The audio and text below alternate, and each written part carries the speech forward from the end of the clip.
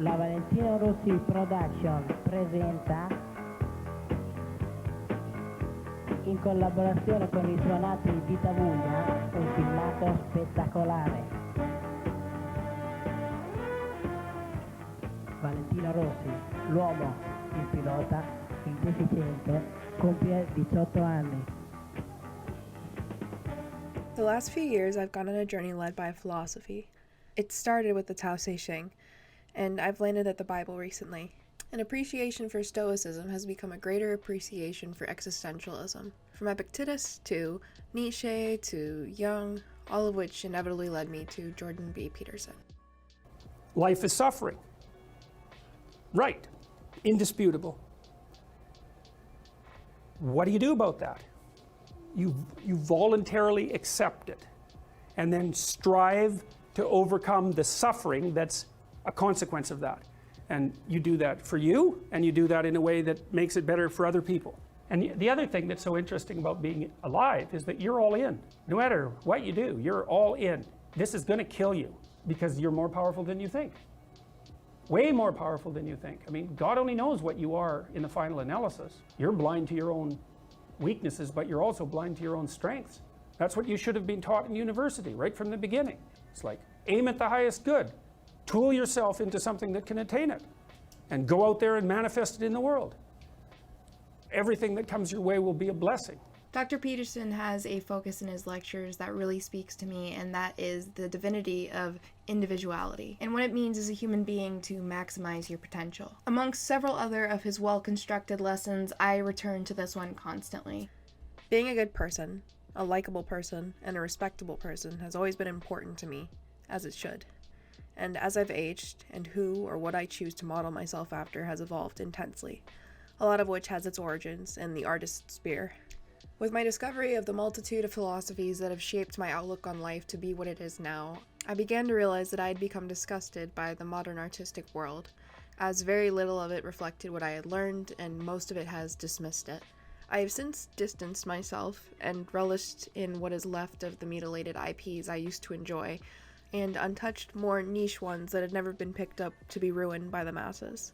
None of them were satisfying my want for expressions of good and evil, all the values and virtues I had accumulated, and if they had previously, that was either unrecognized by a modern audience or completely erased.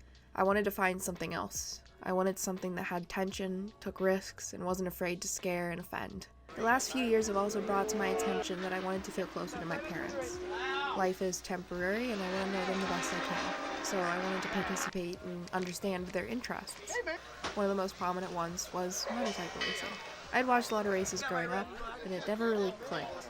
And then about halfway through the 2021 MotoGP season, a spark flickered. I got it. In the very eventful 2021 Austrian GP, KTM factory rider Brad Binder, the number 33, won the race by deciding to stay on slick tires instead of opting to switch to wet tires in the last 4 laps of the race. There were 6 very talented riders competing for the top 3 positions. Some riders had chosen early on to opt for wet tires at the beginning of the race, while others had gone out on slicks. Brad stayed on his slicks the whole time, all the way to the finish line, with an 8-second gap from the rest of the pack. What had happened here? Well, a few things. A group of men riding dangerous rockets on wheels opted for speed on a wet terrain.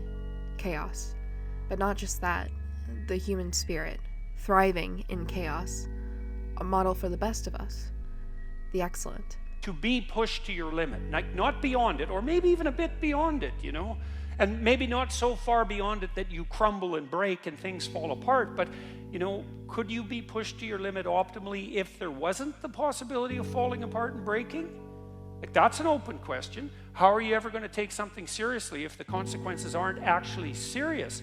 You know, and there's something delightful about dancing on the edge. That's why Hawaiians believed that surfing was sacred, you know, and it's because to surf you have to be on the edge, right? And the waves can come and take you out at any moment, but without the possibility of the waves rising to take you out, then you can't dance on the edge, and maybe that's exactly what you want to do, you know, and there's good evidence from the neuroscience literature that consciousness itself is something akin to dancing on the edge. So technically, when you're conscious, when you're awake, your brain is occupying a position between something. It's a position that's something like between chaos and order. And if your brain's maximally ordered, well, you're just bored, nothing is changing. And if you're chaotic, then it's anxiety and catastrophe. But you want to be positioned right between those two, and that's when your consciousness is optimized, you know. And when your consciousness is optimized, then you're deeply engaged in life, and everything seems alive and meaningful. And maybe that's the solution in some profound sense to the problem of suffering. It's that you optimize your interaction with chaos rather than being protected all the time from everything that could hurt you. Valentino Rossi was born on February 16th in 1979 in Urbino, Italy. During his childhood, he lived in a small town called Tavullia. His father, Graziano, raced motorcycles. Motorcycle racing has been around since the early 1900s, one of the biggest being the Tourist Trophy, which still continues to this day. In 1949, the International Motorcycle Grand Prix began, and in 1996, Valley introduced himself to his career in Grand Prix motorcycle racing, covered head to toe in neon yellow, sure to stand out. The rest of the world was not yet privy to the sport. You either attended the event, or if you were lucky, you caught the radio broadcast of the weekend. However, the sport had a niche following in the US, and to this day continues to have that same niche following. Some of the sport's biggest stars are from the United States, including that of Wayne Rainey, Eddie Lawson, and Kevin Schwantz, to name a few, all of which were some of Rossi's heroes. Despite just the one rider being out on track, MotoGP is a team sport. No one likes a rider who's rude to the crew or can't accept a loss. Valley was a charismatic, sure-of-himself teenager. He knew who he was, and better yet, his confidence was reflected in his talent. What had already created a pristine reputation for itself, he seeked to disturb, finding ways to make people laugh when he celebrated victories, which he's become famous for and known for throughout his career. You find a person who excels at his determined purpose in life, and not only does he do it well, he defies whatever expectations were set for the definition of good and writes the rest of the story himself. Surely, this is more than a sport. There's something deeply narrative.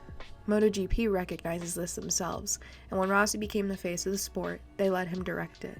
Before I could express my understanding for my connection to the sport, Vale, and extension MotoGP, spoke for me. Valentino understood that not only he was a sportsman, but an entertainer. The track was the stage, and we were the audience. He made an effort to create pockets within a race that worked as character development does in storytelling. The hometown kid versus the Italian superstar, who ultimately proved to everyone that it wasn't just the bike that won his races, it was him, no matter what bike he rode on. That was just one of many stories throughout Valentino's 26 years in motorcycle racing, 9 championships, 199 podiums, a legacy that left an impact on many, not just us, the viewers, but all future riders. I never cared for athletics. I was a pretty inactive, lonely kid. Valley had been a household name. I knew his name and others in MotoGP before I knew who Michael Jordan or Pete Rose were. But it wasn't until I discovered the pursuit of human excellence and what it means to live a perfect life by my approximation that I truly understood why it was that we as a species are drawn to sports over and over again. When you see an athletic performance where someone is pushing themselves beyond what they are, you see someone dramatizing the process of proper adaptation. It isn't the skill itself, it's the extension of the skill. Life is not a game. Even a game is not a game. Because a game is, most of the time, a game is the beginning of a series of games. But then life isn't the championship. Life is a whole bunch of championships. It's a whole sequence of them. And the character is actually the strategy that would enable him to win the largest number of games across the largest possible span of time. And so when you say to your kid, it doesn't matter whether you win or lose, it matters how you play the game, what you're saying is, don't forget, kid, that what you're trying to do here is to do well at life. Part of the reason that we're so obsessed with sports is because we like to see that dramatized, like the person we really admire as an athlete isn't only the person who wins. We don't like the narcissistic winners. They're winners, and that's a plus. But if they're narcissistic, they're not good team players. They're only out for themselves. Then we think, well, you're a winner in the narrow sense, but your character is suspect. You're no role model, even though you're a winner. And it's because we're looking for something deeper. We're looking for the manifestation of character that allows you to win across the set of possible games. And that's a real thing. That's a real ethic. The great athlete and the great person is not only someone who's exceptionally skilled at what they do, but who's trying to expand their skills at all times. Yes. And the attempt to expand their skills at all times is even more important than the fact that they're great to begin with, because the trajectory is so important. That's really what people like to watch, right? They don't like to watch a perfect athletic performance. They like to watch a perfect athletic performance that's pushed into the domain of new risk. They want to see both at the same time. You're Yes. really good at what you do, and you're getting better. The way people treat the champions, it's a very different thing. It's the respect and adulation that a champion receives it's the pinnacle of sports in terms of the love from the audience. When someone wins a great fight, there's nothing like it. And this is one of the reasons why these people are willing to put their health on the line, because that high, the high of victory, really the victory over the lesser you. For me, racing is the ultimate sport. The riders who do it today have nothing but 100% focus on one thing, and it's winning. Everybody have his way to interpret racing. Some riders do because he want revenge in his world. Some others is very important, give the maximum. Some others is for fun. Some others is because he like the adrenaline, you know. So I think that everybody have his way, and all the ways are good. Yeah. It's been a year since Rossi's retirement, and it's almost a custom to wear a 46 to the racetrack. You still see the yellow smoke. You'll still see bright yellow hats and neon yellow t-shirts and turtle plushies and doctor uniforms. Rossi has a satellite team under the Ducati factory called VR46. He has an academy where he trains young riders to compete in the sport. He has a happy family, a couple of pets, a supportive inner circle. He's the dream. He has shaped the world of motorcycle athletes, and by my estimation, he's the greatest athlete you've never heard of. The greatest of all time.